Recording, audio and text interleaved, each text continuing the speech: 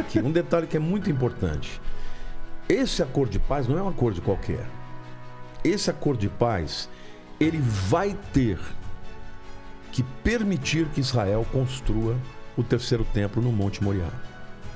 E nenhum desses acordos tocou nesse assunto ainda. Por quê? Porque é um barril de pólvora. Claro, ainda não, o terreno está pronto para isso ainda. Entendeu? Não está pronto, mas eles estão evoluindo. Cada hora ganham mais um pouco. Outra questão, ele falou de questões territoriais. Existem os territórios chamados de territórios ocupados. Esses terrenos têm muitos mais árabes palestinos do que israelenses, mas está na mão de Israel. Então, nesse acordo, Israel vai ter que abrir mão desses terrenos, vai ter que reconhecer a Palestina como um país. A Palestina vai ter que reconhecer Israel como um país. Eles vão dividir Jerusalém. A Jerusalém Oriental vai ficar na mão dos palestinos, dos árabes, e a ocidental vai ficar com Israel. E além disso, o Monte Moriá vai permitir... Aqsa, onde está aquele domo da rocha? De um lado tem a mesquita de Al-Aqsa, que é aquela de cúpula cinza escura, e do outro lado, a parte norte, tem o domo da rocha, que é uma cúpula de ouro mesmo. Tá. Aonde que vai ficar o templo? O templo não vai ter que derrubar nenhuma das duas estruturas, ele vai ficar à direita. Concordo plenamente. Ele não está embaixo nos escombros? Não, porque isso é um erro de entendimento. Há aqueles teólogos e até mesmo arqueólogos que sabem que existe uma porta, você vai em janeiro, você vai ver a porta chamada Dourada. Tá. Ela está fechada. Ezequiel diz que o Messias ia entrar por ela e quando ele saísse, a porta seria fechada até que ele voltasse. Agora, detalhe, quando Suleimã Magnífico entrou lá em 1517, ele ouviu dizer que o Messias ia passar por lá, ele fechou a porta. Então, sem querer, ele estava cumprindo a profecia. E botou um cemitério árabe lá, porque jamais um rabino judeu, ia pisar em terra de morto. Ele cumpriu a palavra. O sacerdote, ele entrava uma vez por ano no Yom Kippur por aquela porta. No dia em que Jesus veio, no domingo de Ramos, que ele desceu o Monte das Oliveiras, ele entrou naquela porta, montado num jumentinho, como Zacarias falava. Aclamando, né?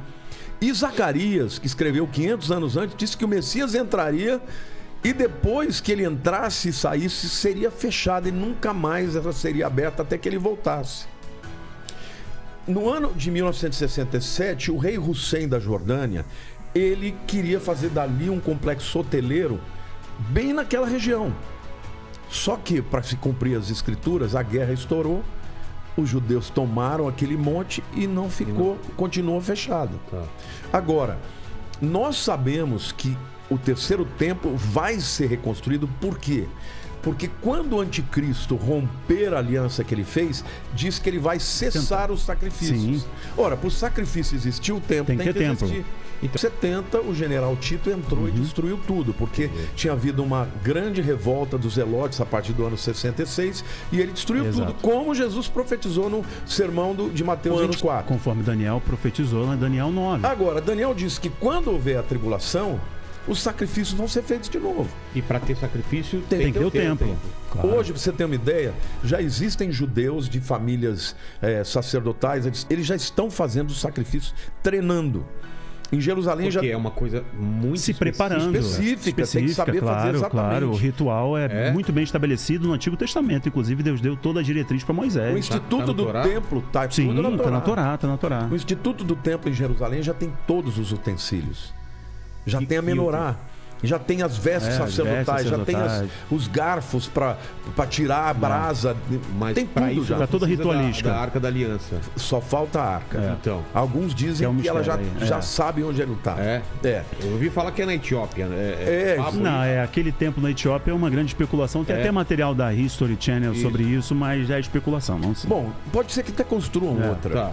Mas o fato é que quando esse acordo for feito, ele tem que ter 7 anos. Eu sempre digo, gente, você quer saber quando o acordo é de verdade? Vai ter que permitir que se construa o templo e vai ter que ser de 7 anos. Exato. Aí quando você falar, é o cara que está liderando esse acordo, é o bicho. É ele. Eu creio que quando a gente olhar e perceber que nós vamos ver ele, Entendeu? Ele vai ser revelado para nós. A igreja vai ser retirada. Entendi. O Rafael crê diferente. E eu espero que eu esteja certo. Não, eu espero que esteja errado. Mas eu quero estar errado. eu tenho que ser honesto e tenho que dizer que o outro lado tem pontos muito interessantes e fortes. Então, o que eu digo para o meu povo? Se prepare. Porque Deus vai dar graça para nós se tivermos que passar por isso. Agora, se o camarada é aquele crente que só quer viver, só quer bênção, que só quer grana, isso, o camarada desse vai se entregar porque não vai aguentar nada, entendeu? Você entendeu a mecânica? Entendi.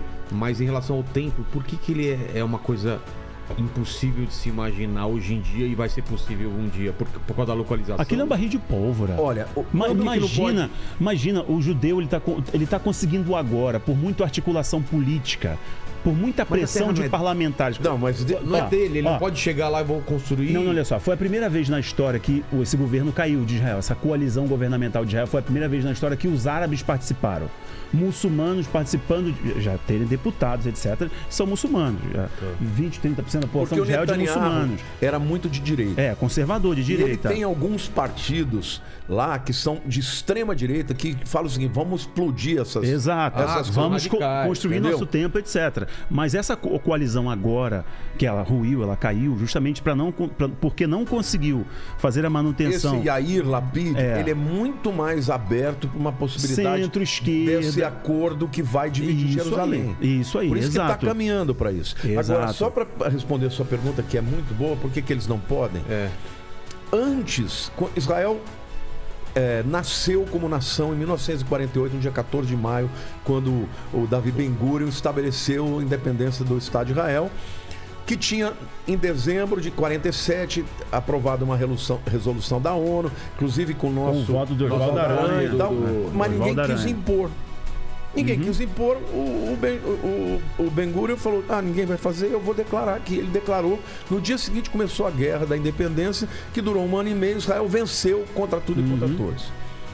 Mas Jerusalém estava na mão da Jordânia. Jordânia, autoridade da Jordânia. A autoridade da Jordânia. É o que chama Waqfa. Quando chegou na Guerra dos 6 Dias, Deus deu a vitória para Israel. Israel desceu, os paraquedistas desceram, entraram na cidade velha tocando chofar e tomaram o Monte Moriá. Só que no dia seguinte eles perceberam o seguinte: se nós não entregarmos de volta esse muro, esse monte aqui, vai dar guerra mundial. É claro. Então Israel Todos os muçulmanos fez um do acordo mundo com a autoridade muçulmana, dizendo o seguinte: olha, nós vamos respeitar. Nós vamos entregar para vocês, mas com uma ressalva: vocês não podem ter arma aqui dentro. Tá. Quem tem arma aqui é o exército israelense. Polícia de Israel que faz a manutenção. Só que faz a manutenção. Só que lá você entra, são os muçulmanos que mandam. Esse é o status quo. Você tem uma ideia, no ano 2000, Ariel Sharon, que era o antigo primeiro-ministro, ele entrou só de ter visitado aquele monte. Foi um pega pra estourou capar. A intifada. Antifada. Foram 5 anos de guerra por causa disso aí. Só para te explicar como aquilo é importante. E sensível, o mundo não vai permitir. Por quê? Porque ali, consideradamente pelos muçulmanos, é o 3º lugar mais sagrado. É Meca, Medina e Jerusalém. Agora, detalhe: Jerusalém não aparece no Corão. Não aparece. Não existe. Não aparece. Só que existe lá que o Maomé, ele, um dia, numa certa noite, ele viajou até uma mesquita chamada de El-Aqsa, que significa mais longínqua. É a única coisa que fala. Aí, os muçulmanos, depois que Israel voltou para lá, começaram a dizer que a mesquita de El-Aqsa era aquela mesquita que está no Monte do Templo. Ou seja, esse lugar é nosso também, vocês não podem entrar. Só alguém que esteja de fato empoderado por Satanás, que é o anticristo, para conseguir articular isso. Vai conseguir esse acordo. Impossível, não, mas peraí. Humanamente falando. Peraí. Perfeito. Humanamente falando é impossível. Mas em nenhum momento da história, desde o estabelecimento do Estado de Israel, nós vimos judeus orando no Monte do Templo. e judeus estão de modo ainda meio contido, a polícia fica ali de olho. Eles entram, mas assim, sem nenhum sinal. Entendi. Tiram o kipá, Exato. eles não Oram. podem ter nada, eles entram e estão entrando. Os parlamentares Eu vou lá estão todo fazendo força com essa Eu, se coalizão. for lá, eu posso entrar? Pode. As pessoas podem visitar. Se o teu grupo for entrar, você vai poder. Não Eu pode sempre ter levo atividade meu grupo. religiosa além da muçulmana, islâmica. Esse é o status quo. E a polícia israelense garante a segurança. Mas essa pressão, essa articulação governamental em Israel já está se permitindo que judeus acessem e de modo muito sutil façam orações. Tem judeus recitando ali a Torá e etc. O que ele está falando é muito importante, porque a ONU não aceita outra solução que não seja a solução de dois estados e outra. E eles ainda dizem mais, retornando os territórios, As linhas, né? as linhas de antes da Guerra dos 6 Dias, para Nossa. 1948. Ou seja, Israel vai ter que abrir mão de muito território. Para que isso aconteça, Israel tem que ter um governo mais à esquerda, já tem. Isso aí. Os Estados Unidos têm que ter um presidente mais à esquerda, mais em consonância com a ONU, e é o que está acontecendo. Por isso que eu estou dizendo, é aquela coisa, eles vão devagarzinho, o gato está subindo no telhado, o gato caiu do telhado, daqui a pouco o gato morreu. É isso aí. Entendeu? Isso tudo está caminhando. Agora, paralelamente, essa guerra no mundo caminhando, eu creio que primeiro vai acontecer uma guerra mundial, que na minha opinião é a guerra de Gog e Magog. Entendeu? Essa É guerra o Armagedon ou não? Não. É a guerra São de coisas Gog e diferentes. Magog. Está lá em Ezequiel 38. Essa guerra vai causar um caos no mundo, que é o pano de fundo necessário para se fazer um acordo de paz. Magog são esses povos que se alinham. Nós estamos falando de Turquia, os persas Irã. estarão inclusos aí, né? Estamos falando de Eles são Rússia. citados pelo nome. Pelo nome. Tá? Pelo é? nome. São os descendentes de Jafé. Entendeu? Exatamente. Eu tenho uma pregação que eu dou todos os nomes, fiz um estudo extenso da etimologia e tudo. Ou seja, quando você vê esses caras, são todos esses que estão hoje Sim. aliados. Rússia, China, Turquia, Irã. Então, quando você olha toda essa galera que está envolvida em conflito de China com Taiwan, Rússia com o eixo Ucrânia, de Magog se alinhando. Irã, é tudo o eixo de Magog, entendeu? Então, na minha opinião, vai acontecer essa guerra mundial que vai ter consequências mundiais, Gog e Magog, que vai tentar invadir Israel e Deus vai intervir. No final disso é que vai haver um acordo de paz, e nesse acordo de paz Israel vai estar, muito fragilizado, embora vai ter uma vitória acachapante da parte de Deus. O povo vai estar falando, nós precisamos de paz. Então, cada um cede um pouco. Israel, cede um pouco. Olha, você vai ganhar o direito de construir o seu templo. Pensa, lá em Abu Dhabi já as 3 religiões juntas. Por que não? Os muçulmanos adoram na sexta, os judeus no sábado, os cristãos no domingo. Mas é claro, ninguém atrapalha ninguém. Ninguém atrapalha ninguém.